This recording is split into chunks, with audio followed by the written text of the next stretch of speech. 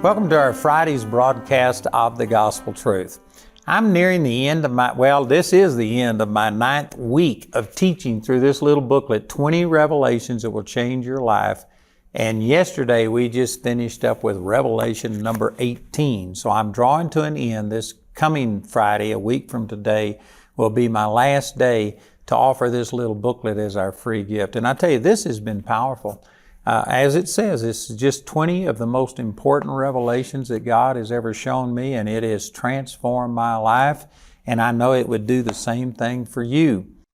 And so I was talking this week about the second most important encounter I think I've ever had with the Lord was January the 31st, 2002, where He spoke to me from Psalms chapter 78 and in verse 41 where it says, "Yea, they turned back and tempted God and limited the Holy One of Israel." And God told me I was limiting Him by my small thinking. And so I repented, and I had to deal with a number of things. I talked about that I was lazy and complacent where I was, that I was afraid of failure, that I felt inadequate, and most importantly, I just felt like that if I was to really see growth and success, and if God prospered me, that it'd go to my head and I'd get in pride. And I've learned that God resists the proud, and pride goes before destruction, and I didn't want that. And so God had to deal with me in those things. And since then, I've talked a lot this week about the transformation from 21 years ago when God first spoke this to me and to where we are now. And it's just amazing what God has done. What I want to talk about now, and I'm going to continue this into next week, I'm going to be talking about your imagination. And I have a book on this entitled The Power of Imagination. And this is a 180-page book. And this is really, really powerful. So as God told me that I was limiting Him, I had to start thinking bigger. So how do you think bigger? And you know what? God led me through a number of things, but all of these things kind of culminated or came together in teaching me about your imagination and how to use your imagination. Let me turn over and use this passage, Isaiah chapter 26 and verse 3. "Thou wilt keep him in perfect peace, whose mind is stayed on Thee, because he trusteth in Thee." We use that scripture a lot, and many people have heard that, but if you look the word for mind up in the concordance, it's the Hebrew word yetzer, Y-E-T-S-E-R, and that word literally means conception. So your mind is where you conceive things, and that exact same word, Y-E-T-S-E-R, is also translated imagination about 4 or 5 times in the Old Testament. For instance, in Genesis chapter 6, where the Lord says that the imagination of man's heart was only evil continually. And so this word yetzer is used to refer to your imagination. And putting these things together, the word yetzer means conception. I believe that it is in your imagination where you conceive things. Now this is really important. And the Lord began to start speaking to me that I knew what God's will for my life was. God wanted me to be in ministry, and He wanted me to touch people all around the world. But I hadn't allowed myself to imagine that coming to pass. If you would have asked me, what is God's will for your life? I would have told you. If you would have said, to what extent? I would have said, I'm supposed to be ministering to people all over the world. But you know what? I hadn't allowed myself to see it. And this is something that a lot of Christians, I don't think, utilize their imagination the way they should. If you were to ask the average Christian about imagination, they would kind of have some resistance towards it because they would look at imagination as being fantasy. Well, I admit that fantasy is part of the imagination. You know, having a mouse that talks, having a dog Pluto that talks, and all of these kind of things, that's imagination, and that's fantasy to a lot of people. I'm not talking about that. If you go to a dictionary and look up a definition of imagination, it just means your ability to see something that isn't real or isn't present. You use your imagination constantly, and I'm not talking about the fantasy part of it, but you use your imagination all of the time. You use your imagination to go home. You know, if you were at work right now and then you got off work and it was time to go home, you would use your imagination to get home. You use your imagination to find your car, where your car is parked. You know, if I was to ask you, if we were together, say you came to my place and you were in our conference and stuff, and I say, so where did you park? You may not be able to tell me the exact parking spot, but you know if it's in our parking garage or if it's out in the parking lot that's in front of our building or the parking lot that is on the side of our building or something. You have an idea. You can see, you can picture where that car is. And that's your imagination. Did you know if I was to ask you how many doors do you have in your house at home? Most of you haven't sat down and counted your doors unless you've had to replace them or paint them or do something like that. But if I was to ask you how many doors do you have, you could tell me because you could look at them in your imagination. Did you know when you go shopping, you use imagination because you go to the same store and you know how they lay it out, that the fruits and the vegetables is over on one side and these things are in another, and you know kind of where they are. Jamie and I were going shopping in the UK one time, and we were looking for a bottle of water. And did you know that in the UK they lay things out differently than they do the grocery stores at home? And I mean, it took us 30 minutes to find a bottle of water in this large store because everything was arranged differently. We had it in our imagination where it should have been, and it wasn't there. They did things differently. So my point that I'm making is, some people think, well, I'm just dealing in reality. I don't use my imagination. You use your imagination every single day of your life. If I was to ask you for directions and say, how do you get from where you are to the airport or something like that, you would say things like, well, you go out here and you turn left or right, and then you go down and there's 1, 2, 3 lights, and you make a right, and on the corner there will be this building. You aren't seeing those things with your physical eyes. That's all your imagination. Your imagination is what allows you to remember things. You can't remember without an imagination.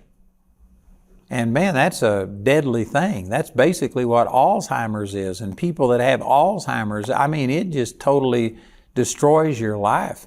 You can't function without a memory. You can't function without an imagination. So anyway, I've got a lot more detail in this book, and I'd encourage you to go into that, but I've just said those things real briefly to say that one of the things that God showed me, how I was limiting Him, I had never sat down and just imagined me doing what God called me to do. And it was the reasons that I've already dealt with this week. I felt inadequate, and part of it is I just couldn't see myself ministering to people worldwide. I just didn't feel like I was able to do that. And I had to get past that. I had to see myself doing those things. And you know, one of the things that happened immediately, we were in the midst of trying to find a new place to house our ministry because we were bursting at the seams and just did not have the room to accommodate things. So we were looking for a new facility. And those around me were looking at buildings that were like 20 or 30,000 square feet. And I knew it needed to be bigger than that, but I just hadn't imagined it. And so I had to spend time just sitting down and thinking, God, how big a place do we need? And I started taking the limits off, and I started dreaming big. I started going on the internet and looking at things that were for lease or rent. And we found a 110,000 square foot building. Remember that at that time we were in a 14,000 square foot building, and we went to a 110,000 square foot building. And even though it was huge relative to where we were at that time, I just started seeing that thing. I just allowed myself, I took the limits off, and I started seeing, God, how could we use this place? And when we first moved in there, it seemed like we were like a BB in a barrel. It was like we'd never fill this up. But I told people, I said, 4 or 5 years, we'll be maxed out and we'll have to get another place. And it turned out that that was exactly so. And you know, one of the things we did when we got this building was 110,000 square feet, but there was only 10,000 square feet of that entire building that had been built out and had offices in it. And the rest of the thing was a warehouse. And they did mill work for, woodwork type things. And so the whole thing had to be built out. And what I did, I got together with some builders, and we spent a number of time with architects, and we were drawing out how big an auditorium we needed, how many classrooms we needed, the toilets, all of the facilities, the office space and things. And we made a plan, and I was determined I was going to do this debt-free. And one of the things that I did, I had my builder put this tape down on the floor where every wall was, where every door was, and things like this. And I would spend an hour or 2 hours a day just walking around. This is after everybody had left and before we had moved in there, so there weren't many people just in those first 10,000 square feet. And after everybody left, I would just spend an hour or two every day walking around, praying and imagining that building being built. And I know that this sounds crazy to a lot of people. A lot of people look at that as fantasy, but this is how you build a vision on the inside of you. I would see those things. I actually took some 5-gallon buckets and I put them in where the stage in the auditorium was going to be, and I put plywood on top of them. And I stood on top of that plywood and I preached entire messages just like there was people in that auditorium. And there was nobody there. It was dark. It was at night. Nobody was there. And I know many people think I'm weird, but I think you're weird to have an imagination and not use it, because your imagination is where you conceive things from God. And so what I was doing, I was doing these things to help me see that place built, to see it done. And I tell you, it was a struggle at first. And at first I felt kind of strange doing it. But the more I did, I got to where I was so excited. I actually looked forward to the time that I could spend just walking around. And I never stepped over that. It was duct tape is what I was trying to think of. I never stepped over that duct tape and acted like it wasn't, like a wall wasn't there. In my imagination, I was seeing those rooms and those offices and all of those things built. And I would go around and I'd act like I was opening a door, and I'd walk in and I'd look at this office and think, is this the size that I want it to be? Is this how I want this to look? And I was using my imagination. And over a period of time, it got to where that was so real on the inside of me. It's exactly like this Hebrew word yetzer that means conception, and it's translated imagination. I actually conceived that building. I conceived it on the inside of me, and I saw it, and I got to where it was so real on the inside of me that it couldn't have been more real if it had been finished. And did you know when we finally got that building built, and we were having a dedication service for that building, other people now could see what I had been seeing for 18 months. And they could see it, and they were just shouting and praising God because we got it done debt-free. It was a $3.2 million renovation, and we did it debt-free, which may not sound like much to some people, but at that time where we were in our ministry, the finances, it was the greatest miracle that we had ever seen. And people were just praising God. And I had a woman come up to me and says, "You don't act excited." And part of that's just my personality. I'm never a real extroverted person. I don't jump real high and I don't go real low. I'm just pretty much the same all of the time. But the reason I didn't seem excited is because I had been excited about it a year before. I had been rejoicing. There was times walking around in the dark, looking at those walls that weren't there, but yet I could see them in my heart. That was so exciting to me that I had rejoiced and praised God long before. And when I saw it with my physical eyes, that was actually anticlimactic. And I know, again, some of you think I'm weird, but I think you're weird, because this is the power that God has given us. Your imagination is powerful. Think of this. God came down to see the Tower of Babel that men were building. And it said that when He saw this, He says, "Now nothing that they have imagined will be restrained unto them." And because of that, God confused their languages so that they would leave off building that Tower of Babel. Think about this. God Himself and His purposes for mankind were challenged because of the unity that man had, and that nothing they had imagined would be restrained unto them.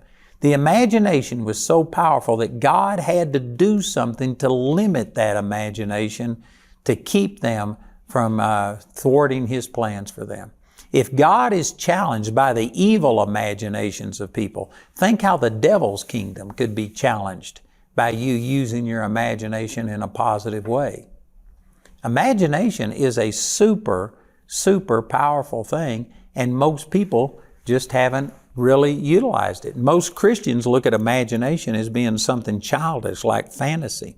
Let me turn over here to 2 Corinthians chapter 4 and share with you some scriptures that the Apostle Paul wrote. And he was talking about persecution here and some of the things that he had endured. And in 2 Corinthians chapter 4 and in verse 17, he says, "For our light affliction, which is but for a moment, worketh for us a far more exceeding and eternal weight of glory, while we look not at the things which are seen, but at the things which are not seen. For the things which are seen are temporal, but the things which are not seen are eternal."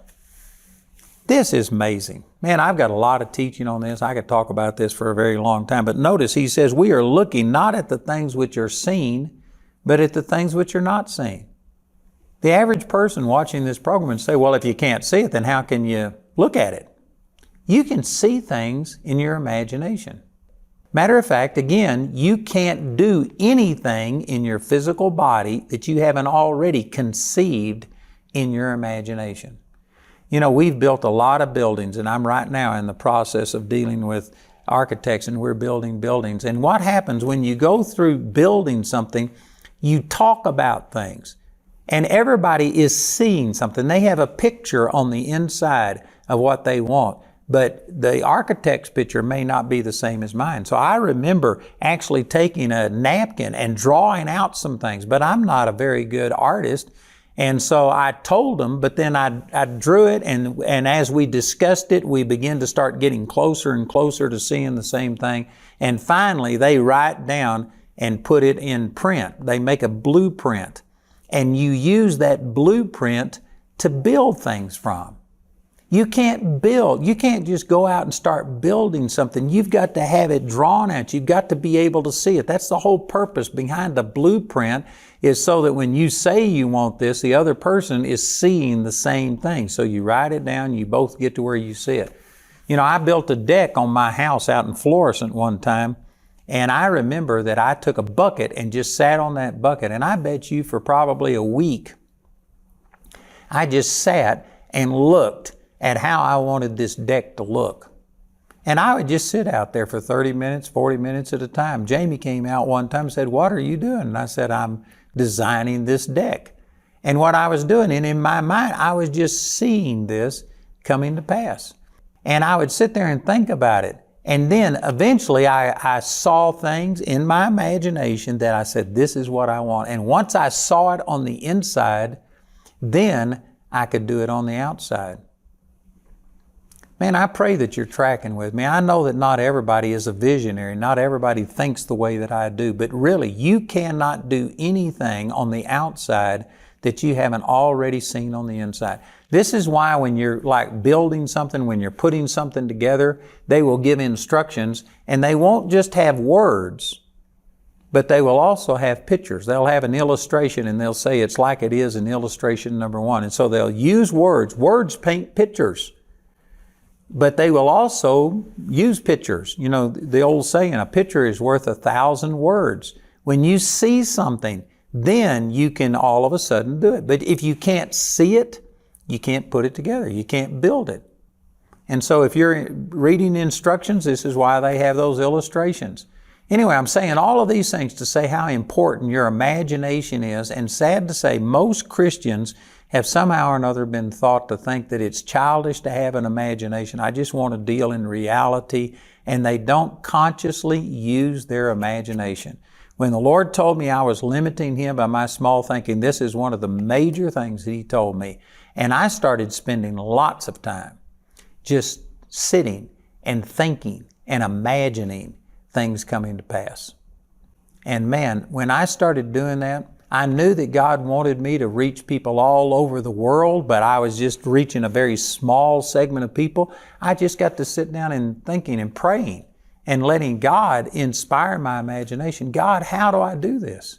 How is it that you want me to get from where I am to there? And I would just pray about it and think, and then God would speak things to me, and I would see it in my imagination. And I'm still doing that. We right now are in the process of building out our Charis Bible College, and I saw these dormitories. I'm the one that designed them. I thought about what do I want, and I would think about it. And I didn't want it to be just a typical college dorm where, you have multiple people in a bunk and it's bland and it's sterile looking. And I sat down and imagined and saw what I want, and I finally communicated it, and we came up with plans. And then we went into designing a student activity center. And we probably talked about this 2 or 3 meetings. And I said, I just can't see it yet. And we were sitting down and discussing, and they were saying, so what do you want? And we were discussing some things, and Mike Pickett, one of my vice president of our ministry, he says, what would you think about an atrium in the center of the thing? And when he said that and spent just a few words describing it, I said, that's it. That's what I was missing. I wanted something like that. And all of a sudden, all of the things that I'd been thinking about what we needed in that building, I just saw it on the inside. I don't know how to tell you that, but I saw it in my heart. And once I saw it, then I communicated it to the architects, and now we're going ahead and they're actually designing that building right now. But I had to see it on the inside before I could build it. This is something that every one of us deals with. You have an imagination, and it's underutilized with most people. We need to get to where we start using our imagination to see what God has called us to do coming to pass.